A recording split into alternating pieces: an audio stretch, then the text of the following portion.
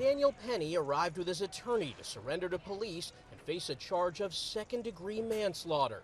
He did so voluntarily and with the sort of dignity and integrity that is characteristic of his history of service to this grateful nation. Prosecutors are charging the 24-year-old Marine veteran in the death of an agitated passenger on a New York City subway train last week. Witnesses said Jordan Neely had been shouting and acting erratically, throwing his jacket on the ground when Penny placed him in a chokehold.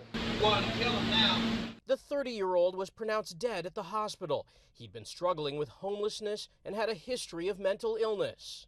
We're closer now to justice than we were a week ago, because Daniel Penny has been arrested.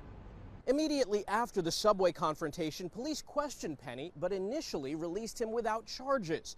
The story triggered an uproar about the city's failure to care for the mentally ill. Anti-blackness. It also led to protests and calls for an investigation.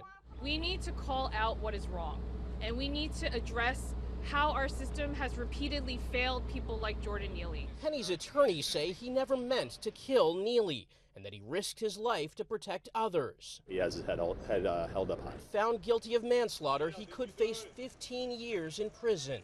Michael George, CBS News, New York.